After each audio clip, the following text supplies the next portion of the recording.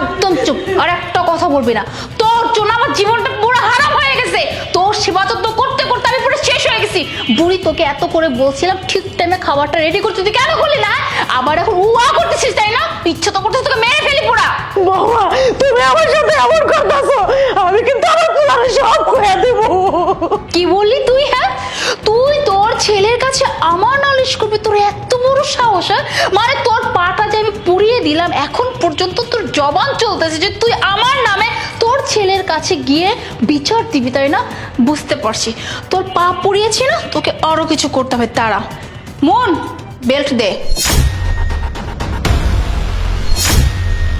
তুই তোর ছেলের কাছে যাবি তাই না? তোরে আমি আজকে দেখাচ্ছি মজা। এই, একদম কথা বলবি, একদম কথা বলবি না। একবার জিপটা না ছেড়ে দিব। হ্যাঁ, আবার আসছে আমার সাথে কথা বলতে। আমার কথা মতো যদি কাজ করতি তাহলে আজকে তোর এই দিন দেখতে হইতো না। এই চুপ, একদম চুপ। একটা আওয়াজ করবি, একবার জিব্বা টেনে ছেড়ে দিব। তোর ছেলে কল করছে, আমি ওর সাথে কথা বলে নেই। মন, একদম চুপ, একটাও কথা বলবি না। হ্যালো আলিফ। কেমন আছো? এই তো আমি ভালো আছি, তুমি কেমন আছো? আলহামদুলিল্লাহ ভালো। আচ্ছা, মা কোথায়? মা মা তো বেশ ভালো আছে। মার কি হবে?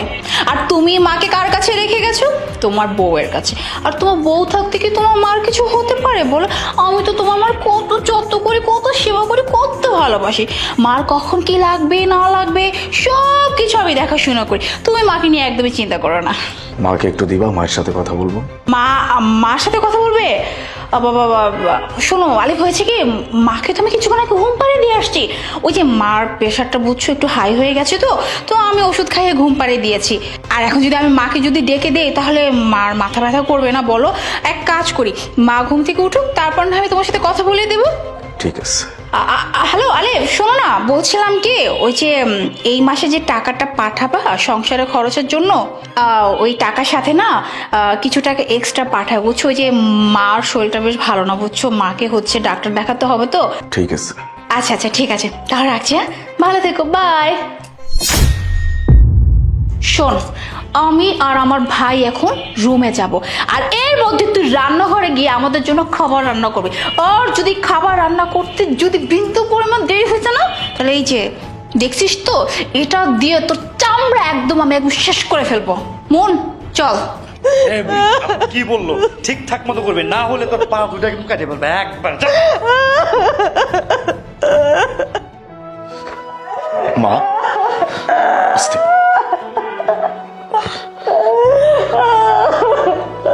মা, এসবের মানে কি মা? আমি এসব কি দেখতেছি?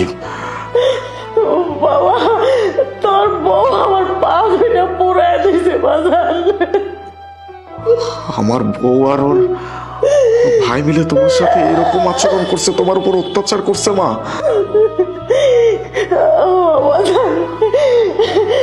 আমার জীবনটারে পুরো অতিষ্ঠ করে বলাইছে। প্রতিদিন মারধর অত্যাচার, আমারে খাইতে পর্যন্ত দেয় নাই, আমারে ঘুমাইতে দেয় নাই, আমার তো বাড়ির সমস্ত কাজ করাইছে, রান্দাইছে, সবকিছু করাইছে। তারপরে যদি বৌমারে কইছে যে মা আমার একটু খাইতে দাও, অমনি ওর ভাই আর ও মিল্লা আমার এইভাবে মারধর করছে বাজার। মা, এত কিছু হয়ে গেছে আমারে একটাবার তুমি জানাইলা না। বাবা তুই তো গেছিস দেশের সেবায়, তুই তো একটা কাজের জন্য গেছিস, আর ওইখানে আমি তোর এইসব জানাইতে চাই নাই যে তুই দুশ্চিন্তা করবি, এই জন্য আমি তোর কই নাই। তুমি চিন্তা করো, আমি তো এসে পড়ছি, ওদের ব্যবস্থা আমি করতেছি। চলো। আর যদিও বা কইতাম, কিভাবে কইতাম ক? আমার কাছে তো ফোনও নাই, আমার কাছ থেকে ফোনটাও কাইরা দিছে। তুমি চলো।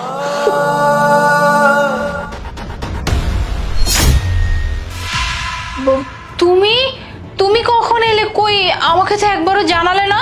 কেন? এই বাড়িটা কার? বাড়িটা আমার। আমার বাড়িতে আমি যখন ইচ্ছা তখন আসতে পারি। এইখানে তোমাদের কোনো সমস্যা তো হওয়ার কথা না।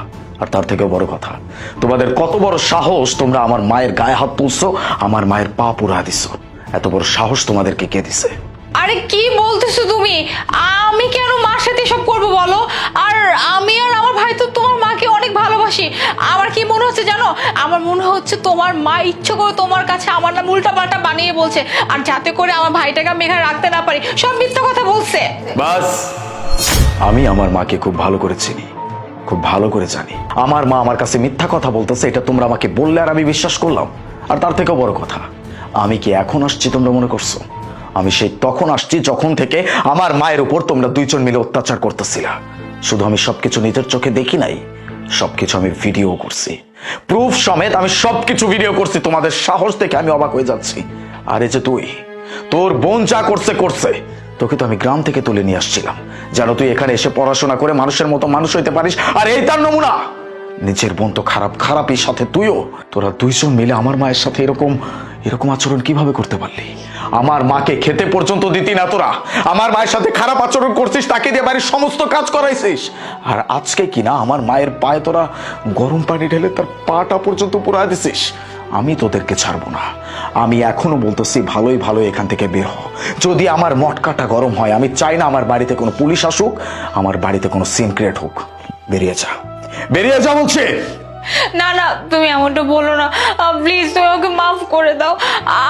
আমি ভুল করে ফেলছি, আর তুমি আমাকে বাড়ি থেকে বের করে দিলে কোথায় যাবো বলো? আর আমার এই ভাইটা তো গ্রাম থেকে এখানে আসছে শুধুমাত্র পড়াশোনা করার জন্য। পড়াশোনা যাবতীয় খরচ তুমিই দাও, তাই না? আর এখন যদি ওকে এই বাড়ি থেকে বের হয়ে যেত, তাহলে তোর ফুল ক্যারিয়ারটা নষ্ট হয়ে যাবে। প্লিজ, আমি তোমার কাছে হাত জোর করে ক্ষমা চাচ্ছি, প্লিজ আমাদেরকে ক্ষমা করে দাও। হ্যাঁ ভাইয়া, আসলে আমি তো পড়াশোনার জন্য এই জায়গায় আসছি, আমি তো কোথাও চিনি না ঢাকার শহর। আমাকে যদি এই বাড়ি থেকে নামায় দাও, তাহলে আমি কোথায় যাব, আমি কোথায় থাকবো? প্লিজ ভাই, আমার মাফ করে দাও ভাইয়া, আমি অনেক বড় অন্যায় করছি, আমরা বুঝি না ভাইয়া, আমার পড়াশোনা নষ্ট করো না ভাইয়া প্লিজ। আর তাছাড়াও তুমি তো জানো আমার বাবার সমাজে একটা সম্মান আছে। তুমি যদি আমাকে এইভাবে ছেড়ে দাও, তাহলে আমার বাবার মান সম্মান সব ধুলে মিশে যাবে। প্লিজ, আমার বাবার মান সম্মানের কথা চিন্তা করে হলো আমাকে ক্ষমা করে দাও। আমি আর কখনো এমন করবো না। তোর বাবা মানুষটা অনেক ভালো। আজকে শুধুমাত্র তোর বাবার কারণে তোরা দুইজন বেঁচে গেলি। তার সম্মানের দিকে তাকিয়ে আমি তোদের দুইজনকে আজকের মতো ক্ষমা করে দিলাম, কিন্তু ফার্দার এরকম কোনো কিছু করা তো অনেক দূরের কথা। চিন্তাও যদি করছিস, আমি কিন্তু একজনকেও ছেড়ে কথা বলবো না, একদম জানে মেরে ফেলবো। চলো।